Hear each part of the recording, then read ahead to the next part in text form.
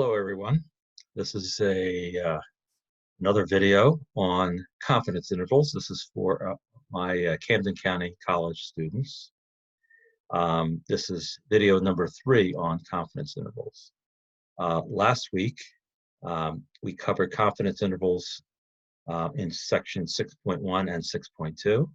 6.1, the confidence intervals was to estimate a population mean when the population standard deviation is known.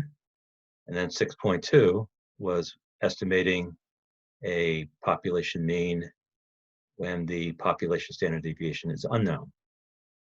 Okay. So in 6.1, when the population standard deviation is known, we use a Z critical value in our calculation of what we call the margin of error. All right, and then we use the standard error, sigma divided by the square root of n in the margin of error formula. In 6.2, because we don't know the population standard deviation sigma, we have to estimate it using the sample standard deviation S.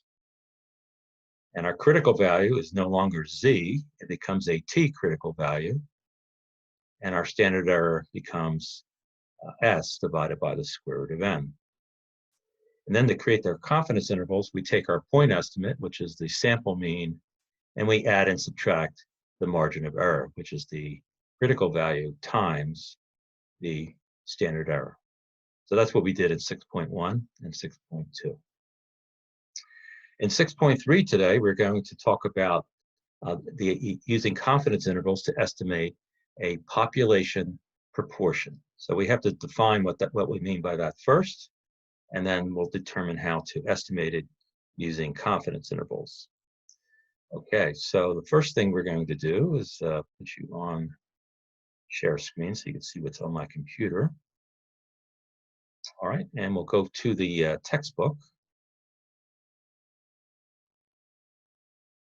All right, so now we're in 6.3, confidence intervals for population proportions. Now, this idea of a proportion is not something new. We did cover it a while ago in 2 different sections. One section when we were dealing with frequency distribution tables, and instead of using frequencies for our frequency distribution table, we used relative frequencies, which was the frequency divided by the sample size. So that's one case where we would use something that looks like a proportion. And the second time is when we talked about the binomial distribution, where we had successes versus failures. We counted the number of successes, we counted the number of failures, and we found various probabilities using the binomial distribution. Well, what we're going to do today is define what's called a proportion, population proportion. And it says that the probability of success in a single trial of a binomial experiment is P. All right, so now referring to our binomial. And if you remember, we had a probability of success. So we had success and we had a failure. We had only 2 choices. And so one of the choices is the one that we called success, the other choice we called failure. So the probability of success, which was usually given in the problem, is called a population proportion. Okay, it's basically the proportion of the total population that has successes. All right, so for example, if we're going to count the number of people who voted for candidate A in an election, political election, okay, let's say there was just 2 choices, candidate A and candidate B. So if there's 1,000 people we polled, and let's say 550 of them said they would vote for candidate A, then the proportion of the 1,000 people who would vote for candidate A is 550 divided by 1,000, or 0.55. That we consider to be the probability of success. We considered success in this case to be a person voting for candidate A. What's the failure? A person voting for candidate B. In candidate B's case, there was 450 people who voted for that person, candidate B, and that proportion was 450 divided by 1,000, or 0.45. Okay, so one of the two cases, there's just going to be two cases, will be the proportion of successes, and the second one would be the proportion of failures. The population proportion, the proportion that is unknown, typically, we call it P. So we use the letter P for the population proportion. And then when we take a random sample, we count the number of people who would be interested in voting for candidate A. What we're going to do is doing what's called a sample proportion. All right, just a sample of the total population. And this hopefully looks somewhat familiar in the case of a binomial. The sample proportion, P with a little hat above it, is equal to the number of successes, X, divided by the sample size, the number of people who were surveyed in the sample. Number of people who voted for candidate A divided by the total number of people who were surveyed. Okay. That would be P hat. Q hat is just 1 minus P hat. It's the other possibility. Just like in the case that I said a minute ago, where 55% of the people voted for candidate A, 45% therefore votes for candidate B. 0.45 is just 1 minus 0.55. In the same way, Q hat, which is the probability of failure, is just 1 minus P hat. So it's 1 minus X divided by A. So we'll see cases of that in a minute. So our point estimate of the population proportion of successes is the sample proportion of successes. All right, so let's just do an example of how to calculate the point estimate of P.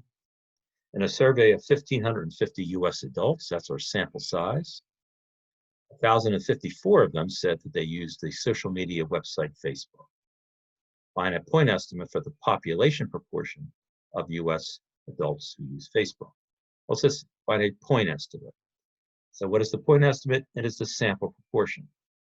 It is X, 1,054 people who said they would use Facebook, divided by the total number of people who were surveyed, 1,550. And that comes out to 0.68. Now, proportions are typically written as decimals, but if you wanted to convert it to a percentage, you just multiply the decimal by 100. But again, in statistics and statistical inference, we're going to be typically using the decimal form for a proportion. Okay. There's another case here. A poll surveyed 4,780 US adults about how often they shop online. And they have 4 different categories. One category is at least once a week. The second one is a few times a month. The third is less often. And the last one is never. Okay. So find a point estimate for the population proportion of US adults who shop online at least once a week. Well, this is the first category here. So the number who, out of the 4,780 who were polled, the number who shop once a week was 717. So the proportion, the point estimate of the population proportion is 717 as the count of the number of successes, in this case, the number of US adults who shop online at least once a week, divided by 4,780 US adults who were actually surveyed. And that number, 717, divided by 4,780, I guess we can write that down here, 717 divided by 4,780. So how would we do with our calculator? All right, we just typically go to our main screen by just quitting, and I'll clear this out here. So it's 717 divided by 4,780. And this is going to be equal to 0.15. So that is the point estimate of the population proportion. This is the sample proportion, 0.15, or if you wanted to state it as a percentage, 15%. Okay. Go back to the book. So all of you understand now what a population proportion is. And also how we use the sample proportion to estimate it. Now, how do we do confidence intervals for a population proportion? Okay. Now, it's the same idea as the other two sections, 6.1 and 6.2. We have to calculate, number one, a margin of error, and then we take our point estimate and add and subtract the margin of error to get our two endpoints of the interval. And that's how we typically do a confidence interval. Now, C represents the level of confidence, once again. One thing you should understand is that when we estimate population proportions using a sample proportion, we always, in all cases, use the Z critical value. We never use T. All right. So this is our critical value, Z, just like we had in the 6.1. And we were estimating the population mean, given that the population standard deviation is known. That there we used a Z, and we're going to use a Z here for our critical value. This part here that looks different than what we used in 6.1 and 6.2. This is the standard error right here. This square root is our standard error. And what's inside the square root? Well, it's p hat, our sample proportion, times q hat, which is 1 minus p hat, divided by n, the size of the sample, the number of people surveyed. When we multiply the Z critical value times the square root standard error, we get the margin of error. Once we have that, we should already know what p hat is. We subtract it, the E from p hat on the left, we add E to p hat on the right, and we get our two endpoints of the confidence interval. So it's basically the same idea. It's just the standard error looks different. Okay. All right, and again, we'll use our calculator to come up with our critical value. Some of them you might even remember from the last time we used them, but again, I'll show you how to do it using inverse normal. All right, so let's do an example. Use the data in example 1 to construct a 95% confidence interval. So we'll have to go back to example 1.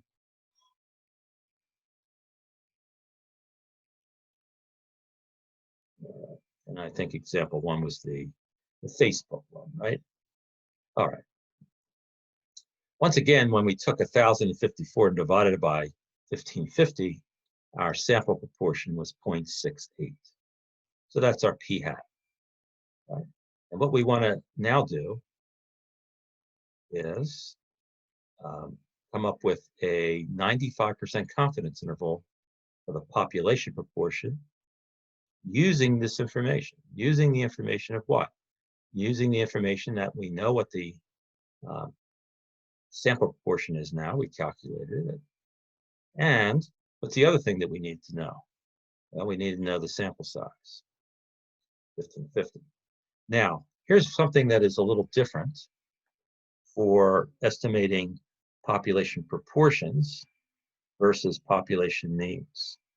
If you remember, for population means, the only way to use the confidence interval was to make sure that the sampling distribution of sample means was approximately normal. And how do we know that? Well, if the population is normal, the sampling distribution is automatically normal, regardless of the sample size. But if we know nothing about the population, we want to ensure that the sampling distribution is normal, the central limit theorem states that the sample size has to be at least 30. So that's how we determine whether we could do the confidence interval in the way we did in 6.1 and 6.2.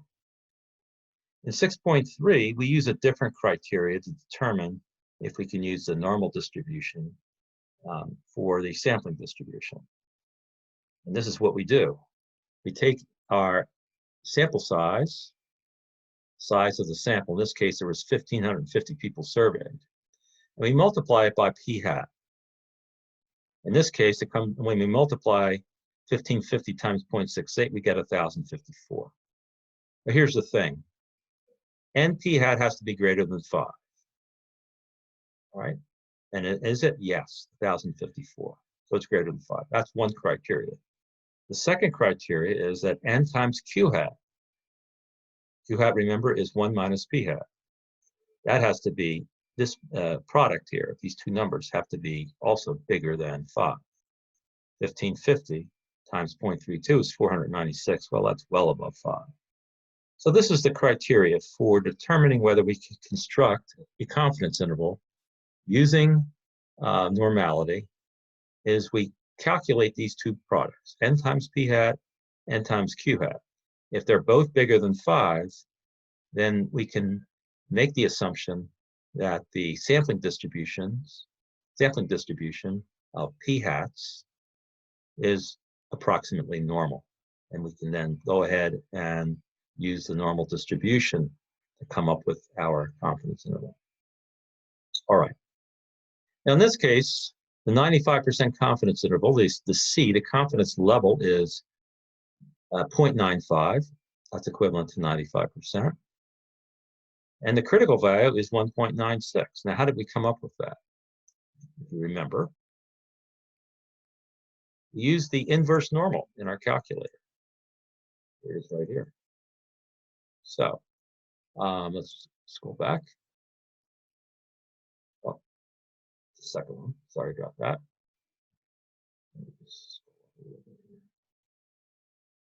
Here we go.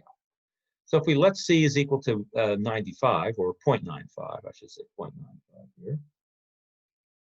All right, and what it means is that if we draw the standard normal curve, the Z curve, with a mean of 0, and if we make the middle 95%, the middle of the curve 95%, then what's left is 5% of the curve.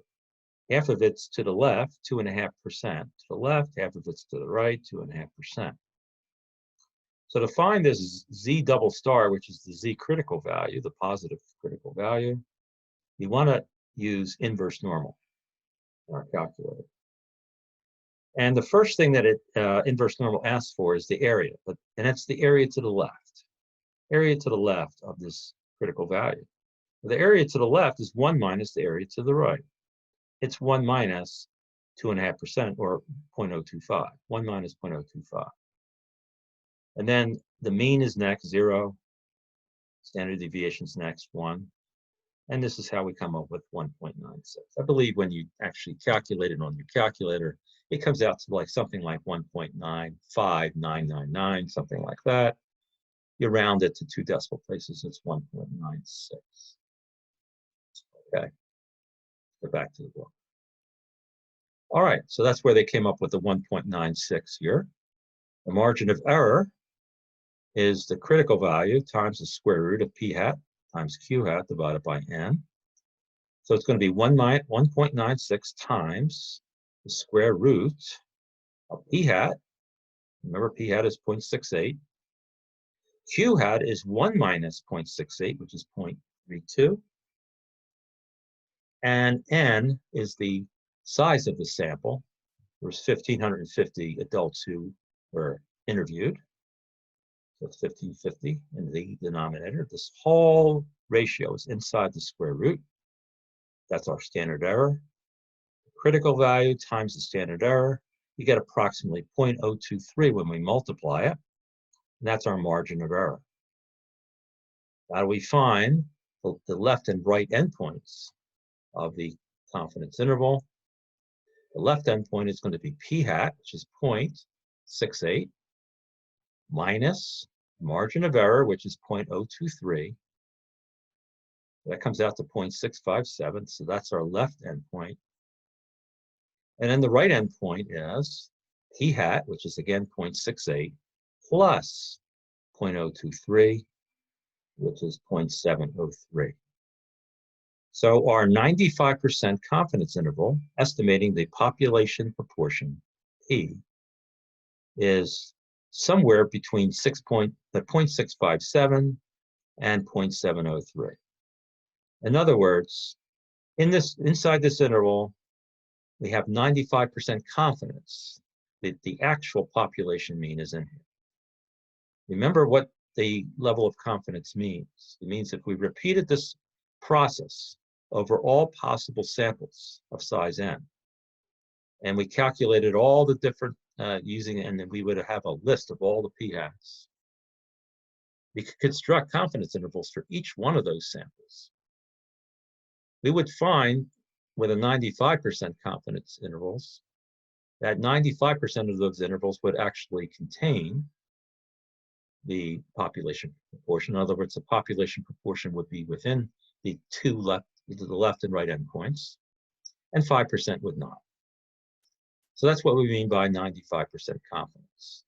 We're 95% confident that the actual proportions inside, this is one of those intervals where the actual population proportion is inside this interval. All right, there you go. And this is the way you would use the interpretation. 95% confidence.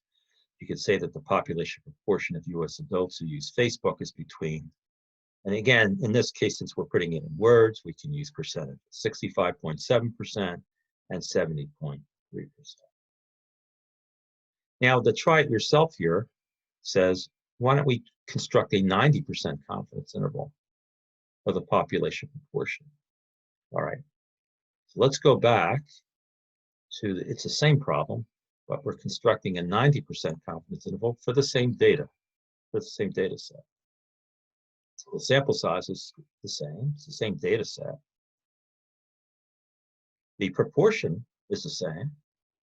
So p-hat's the same, q-hat's the same. Therefore, the standard error, p-hat times the square root of p-hat times q-hat divided by n, that hasn't changed. The only thing that changes is the critical value. The critical value is determined by the level of confidence. So for a 95% confidence interval, let's again go back to our handout. Scroll up. And C is 90. That means the middle 90% of the normal curve is our level of confidence.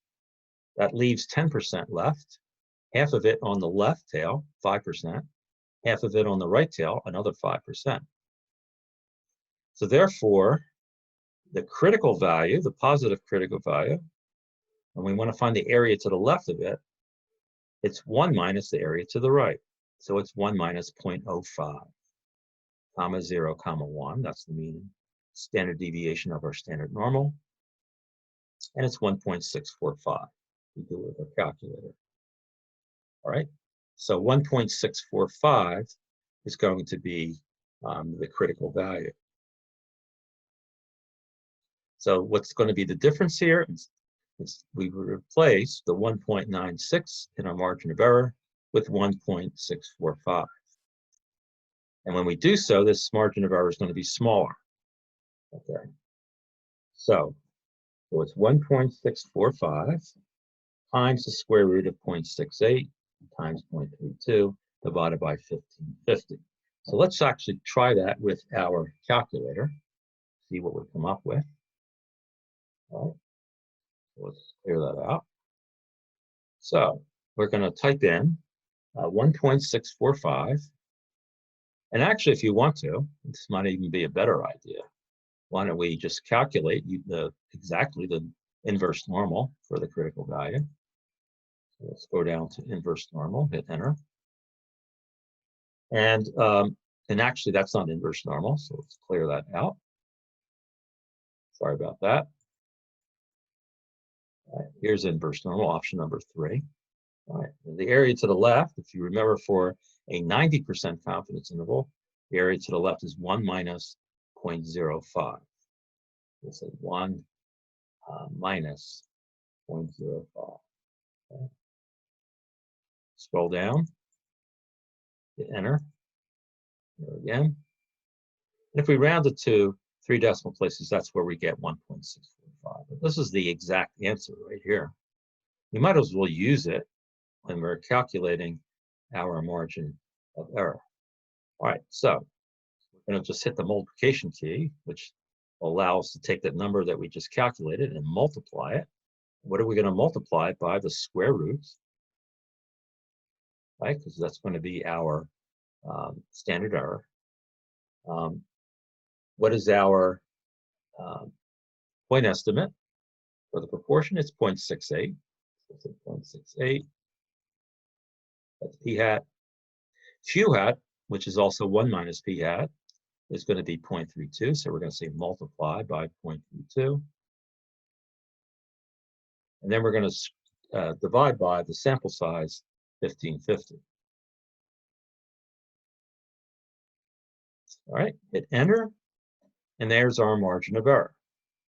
Now, one thing we can do if we wanted to create our confidence interval is we can, if you remember from a previous video last week, we can store the margin of error. That way we don't even have to round it or anything. We could just store the whole number. And to do that, we hit the store button, and then hit the alpha button and just pick a letter. In this case, I'm picking the letter T, which is above the 4. And then I have to enter, and that ensures that I've stored this number inside the letter T. This makes it a little simpler to do the calculation of the confidence interval. So the left end of the confidence interval is going to be the point estimate, 0.68, minus the margin of error. So we're going to say 0.68 minus T, because that's, we stored the margin of error in T. Hit enter. And there's our left endpoint of our confidence interval. And then if we did 0.68 and then plus T, we now have our right endpoint of the confidence interval. Now, if we wanted to round to maybe 3 decimal places, the left endpoint would be 0.661, and the right endpoint would be 0.699. And that's how we would come up with a confidence interval. All right, so there you go. That's our 90% confidence interval. The left endpoint and the right endpoint are different because we're using a different level of confidence, a different Z critical value. And therefore, the left and right endpoints are different. But of course, the point estimate remains 0.68. It's the same data set. Nothing has changed about that. It's just our estimate is going to be different because we wanted a 90% level of confidence instead of a 95% level of confidence. All right, so let's get back to our book. All right, so that's how you do the try it yourself number 2. All right, anyway, let's now go to our next section. Here's another example, so we'll do this example also. I want to give you, everyone in the class, plenty of examples here today in the book, in the body of the book, so you can actually go through the book yourself and read it and hopefully understand everything in here. Then next time on Thursday, we're going to actually do some additional problems in the back of section 6.3. So we'll have additional different more practice in doing the same type of problems. All right, so in this case here, it says a survey of 800 US adults ages 18 to 29 was done. It says construct a 99% confidence interval for the population proportion of 18 to 29-year-olds who get their news on television. Okay. So, what are the different means of getting news on getting news online? It's, in this case, in this poll, 50% of the people said they got it online. 27% got it from television, 14% from radio, and 5% from newspapers. All right. And I'm assuming if you add up these percentages, it comes out to 77, 91, 96%. Obviously, there must be another category called other, which is probably for the remaining 4%. But it doesn't list it here. All right. So we want to know the proportion who get their news on television. All right. Well, Here's the proportion right here, 0.27. Now remember, it's expressed as a percentage in this box here, but we would convert it into a decimal. We always use, when we say p hat in this case, it's a decimal, 0.27. What is the sample size? 800. 800 adults were surveyed. All right, 0.27. Now, what is Q in this case? Q hat. Q hat represents all the other possibilities. Okay, online, radio, print, and then that other category I mentioned, that other 4% would catch all for all the other means. All right, so 1 minus 0.27 is 0.73, 73%. So in this case here, you would not want to add 50 and 14 and 5. You would want to do 1 minus 0.027 because that other category is missing. So 0.73 is Q hat. P hat and Q hat always add up to 1, so you have to always realize that. All right, sample size 800. We have to test if we can use our normal distribution. Otherwise, we can't do this margin of error formula here because it assumes Z. Z is a standard normal. So we can't use the standard normal if normality is not possible. So n times p hat, n is 800, p hat is 0.27. When we multiply those two numbers, we get 216. That's well above 5. And Q hat is 800 times 0.73. That's even larger, 584, well above 5. Since both of these are well above 5, we can say that the sampling distribution of p hat is approximately normal. Okay. Now, what interval are we using here? A 99% confidence interval. Notice they say here that for a 99% confidence interval, when the confidence level is 0.99, the critical value is 2.575. How do we know that? Again, let's go back to the Z critical chart here. Go to our Z is C is equal to 99, 0.99. The middle area is 0.99. That leaves 1% left. Half of it to the left, 0.5% on the left, 0.5% on the right. 0.5% is, how do you convert from a percentage to a decimal? You divide by 100. You move the decimal point to the left by 2. You end up with 0.005. It's the same thing as 0.5%. So the area to the left of this critical value is 1 minus 0.005. Again, using inverse normal. Mean of 0, standard deviation of 1, 2.58. All right, 2.58. That's where they're coming up with the. Now, they don't use 2.58. They use 2.575.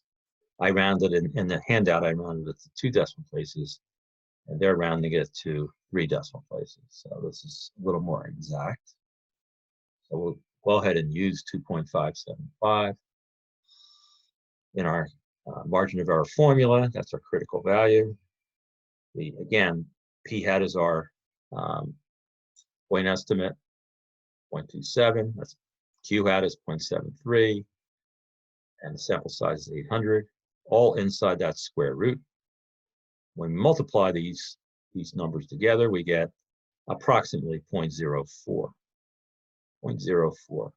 And that's what we add and subtract from the point estimate of 0.27. So on the left is 0.27 minus 0.04, which is 0.23. On the right, 0.27 plus 0.04, which is 0.331. And so what we can say is with 99% confidence, the population proportion of 18 to 29-year-olds who get their news on TV or television is between 23% and 31%. Now, Fight Yourself 3 says, construct a 99% confidence interval for the population proportion who gets their news online. Oh, wait a minute, that's a different problem, isn't it? Online. So let's see if we can come up with the answer for that, just strictly using our calculator. Now, this is a different question, right? Because it's not just the same proportion anymore. The online proportion is 0.5 or 50%. So p hat is 0.5 in this case here. Okay. So p hat is 0.5. That means q hat, which is 1 minus 0.5, is also 0.5. Okay. And we want a 99% confidence interval. Okay, so let's do this with our calculator. Show you again how you can do this in without actually writing anything down. All right. So what are we going to do? Well, we're going to calculate our critical value first in our margin of error formula. Again, go down to normal CDF. Oops, I made that same error again. We use inverse normal, not normal CDF. We're trying to find a value from a probability. So the area, which is that probability, is to the left of the critical value. Remember, with a 99% confidence interval, we just did one a minute ago, the area to the left is 1. So it's 1 minus 0.005. Just be careful there, it's 2 zeros there. Scroll down, hit enter, enter again, and there is our critical value. Now the book round said it was 2.575. I would have probably gone with 2.576. That's a minor difference. Now, how do we calculate a margin of error? It's a critical value times, we're going to say multiply, times the standard error, which is the square root of, now in this case, p hat is 0.5, times q hat is also 0.5, divided by, and it's the same number of people, 1,550.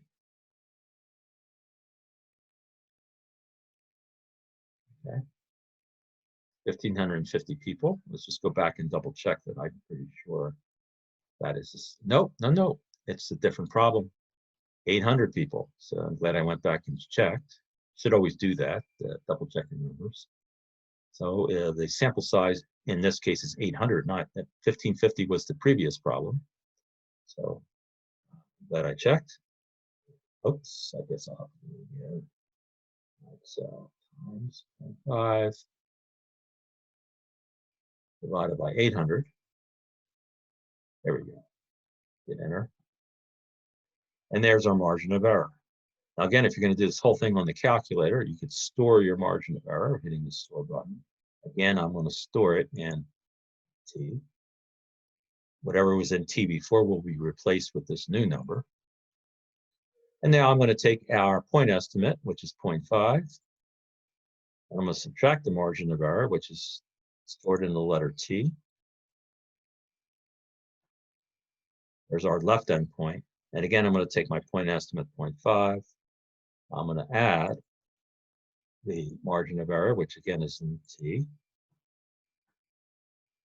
And there's our left and right endpoints. The left endpoint for our 99% confidence interval is 0.4545 if you round it to 4 decimal places. And the right one is 0.5455. Okay, so that's how you create. They had to be careful there because not only did they change the level of confidence, they also changed the category that they were referring to. The previous problem was getting your news from television, and in this problem, they want you to get the news online. So it was a different sample proportion. So you had to be a bit careful there in constructing this. They were being a little tricky. All right, that's it for that.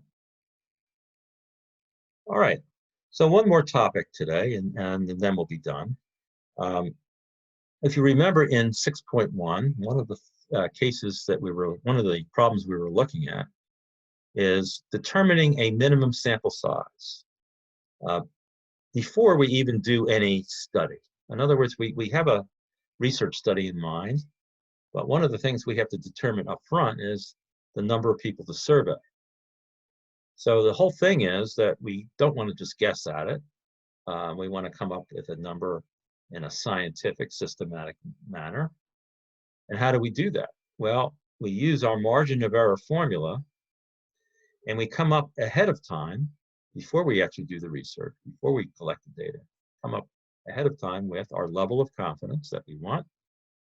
And we want to come up also with a margin of error that we want for our interval. And then for when we were estimating a mean, we had to estimate also the population standard deviation. We had to come up with some method of doing that. But for a proportion, there's nothing in the proportion question about population standard deviation. The only thing that we need to estimate in the case of a minimum sample size for determining a proportion, population proportion, or estimating population proportion, is the following. We need our level of confidence again. We need our margin of error. We also need an estimate for the p-hat. Now remember, p-hat was calculated from the data, right? The actual sample that we collected. But now we're trying to determine our sample size before we collect the sample data. So we don't have a p-hat.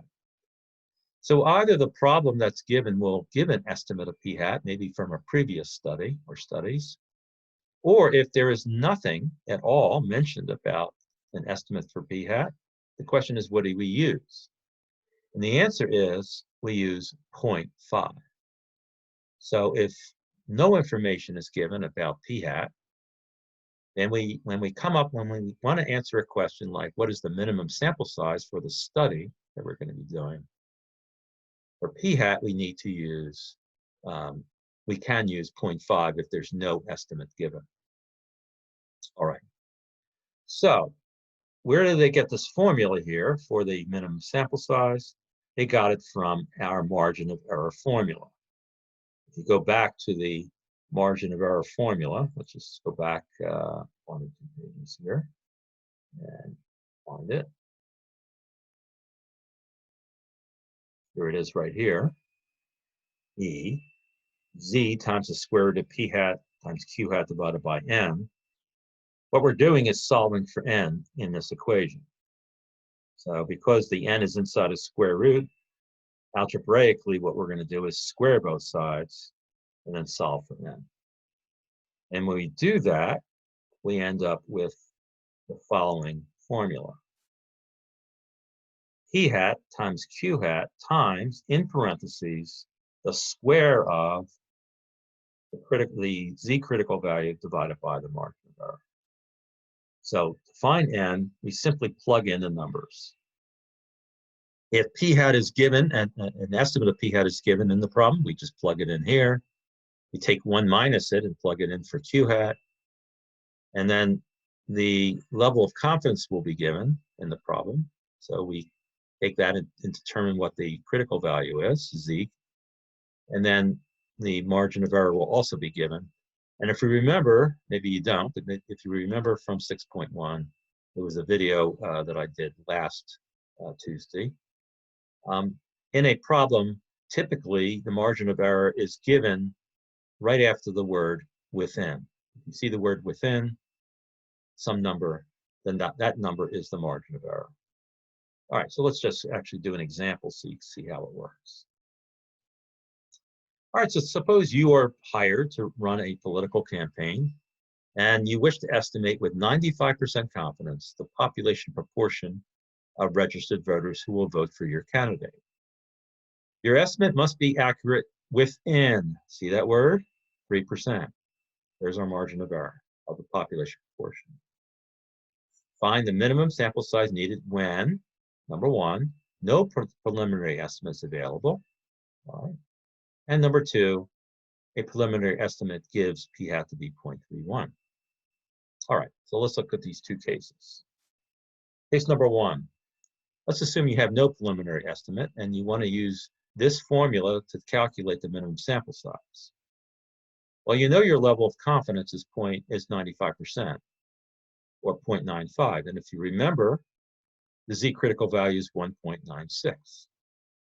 We know that immediately, 1.96 if you remember it, or you can just use inverse norm. And remember the area to the left in this case is 1 minus 0.025. Okay. So inverse norm gives you 1.96. Now, they tell you that the estimate must be accurate within 3%. You have to convert that to a decimal. Remember, proportions are in decimals, not in percentages. So E is 0.03. If you divide 3% by 100, you get 0.03. That's a decimal version. And then you square this. And because there's no preliminary estimate, what do you use for p hat? 0.5. So if there's no estimate, you always use 0.5. Q hat is also 0.5, which is 1 minus 0.5. When you multiply all this together, you get 1,067.11. Well, there's no such thing as 0.11 of a person. So you round up to the next whole number, and it's 1,068 people.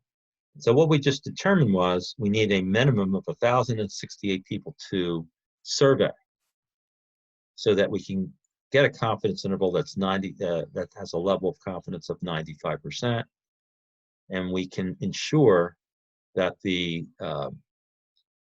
margin of error for the interval is 0.03.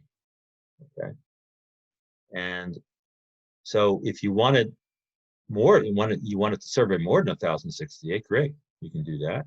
Your interval would be even more accurate, but you don't want to survey fewer than 1,068 people. That's the whole idea here. That's the minimum number. Now, if they gave you an estimate of p hat and it's 0.31, which means q hat, which is 1 minus p hat, would be 0.69, and we would plug all of this in again, we would get a smaller number, 913.02. Once again, if you have a decimal here, you need to round up to the next whole number. So the minimum sample size would be 914. Now, notice this number is bigger, 1,068. That's considered a more conservative estimate. All right, that's why they use 0.5 for p. So this will be a larger number. But if we happen to have an estimate other than 0.5, we're going to end up with a smaller minimum sample size, which would be better, obviously, especially if we're on a limited budget. We can't afford to survey an unlimited number of people. So if we happen to get this estimate, it would be a better choice. All right, so that's the answer there. Now, let's try this one on our own, and that'll be it for today. So we'll do the try it yourself, number 4. It says the researchers estimating the population proportion of people in the United States who delayed seeking medical care during the last 12 months due to costs. In other words, these people who are maybe they don't have health insurance and they're on a limited income and they need medical care, but they can't get it because of it's too expensive. All right, anyway. So we want to come up with a minimum sample to do this survey. And so we decided ahead of time what our margin of error will be. We want our margin of error to be within 2%. So E, the margin of error will be 0.02. We convert it to a decimal. We want our level of confidence to be 90%. Okay, so C is 0.90. All right. Number 1, find the minimum sample size needed when no preliminary estimate is available for the population proportion. And number 2, a previous survey found that 6.3% of people in the U.S. delayed seeking medical care during the last 12 months due to costs. All right. So anyway, we're going to use our formula, which is right up here, N equal formula. N is equal to p hat, q hat, times the square root of z, critical value divided by e. And I'm sorry, not square root, square the square. So I'll say that again. N is equal to p hat times q hat times the square of the z critical value divided by the margin of error. Okay. Now, in this case, in number 1 here, it says no preliminary estimate is needed. So we're going to use 0.5 for part A, for part 1, for p hat, and that means q hat is also 0.5. And then for our critical value, we're going to be using, what is this? A 90% level of confidence. Now, again, if we go back to our sheet that we have here for critical values and go to the level of confidence of 0.9, we notice that the critical value is 1.645. We're going to use a 1.645 for the numerator of that formula. Let's go back to the formula. The numerator here inside the square, 1.645, and then E in this case is going to be 0.02. So let's go to our calculator and do all of that. Let's clear this out. So P hat again is 0.5. Q hat is 0.5. And then we're going to square. So we put this in parentheses. So I'll show you how to do this. Our critical value, Z critical value in the numerator is 1.645. Then we divide by our margin of error, which is 0.02. Close the parentheses. Now to square this parentheses, what do? There's the next square button here. That will square the parentheses.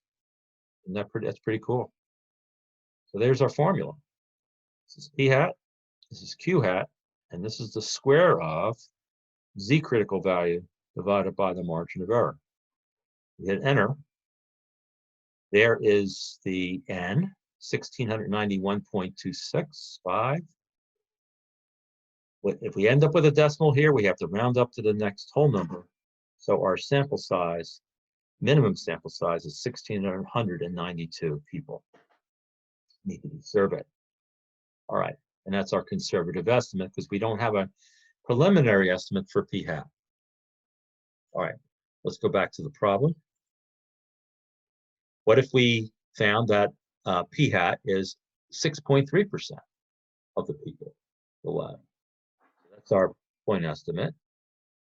So we convert that to divide 6.3 by 100, that's 0.063. That's our P hat. So let's go back to our calculator. So 0.063 is P hat times Q hat is 1 minus that. So let's say you didn't want to do the mental math. You can simply just put in parentheses 1 minus 0.063. And then we multiply times, in parentheses, the same 1.645 for our 90. We wanted a 90% confidence interval. Divided by 0.02. Close parentheses, and then hit the X squared button to square it. And now we're going to hit enter. Oh, we get a much smaller sample size, minimum sample size. 399.3, rounded up to the next whole number, the minimum sample size is 400. It's less than a quarter of the sample size when we use 0.5 as the estimate. So this 0.5 was not a great estimate in this case here, because in real life, the estimates are really small. It's 0.063 here, or 6.3%. So you can see a much different answer here of 400 as the minimum sample size if we had that estimate of P hat. All right. That's the answer to try it yourself, number 4. All right. So let's see if there's anything else. No, that's it. So that's it for today. So next time, what we're going to do is we're going to do some more problem solving for section 6.3. All right. And maybe I'll throw in also a couple problems from 6.1 and 6.2 as review. All right. Just so that we don't forget about those sections. And then after Thursday, that's it for chapter 6. The section 6.4, I will not cover in this course. All right, that's one that will not be covered at all. And the next week we'll go into chapter 7. Okay, so that's it for today. And let me stop sharing the screen. And once again, that's it for today. Now, for those of you who have not read my most recent email, just remember that there will not be a final exam this semester for our course. The department has decided not to have a departmental final, and I will not create any additional work for you to create a final. So just read my email that tells you all the details about the grading for the course, which has changed. All right, so just read through it. And that is it for today. So again, I'll see you again on Thursday. There will also be a Q&A on Thursday. I will again send you an email tomorrow, maybe tomorrow evening on Wednesday. Okay, that's it. Take care.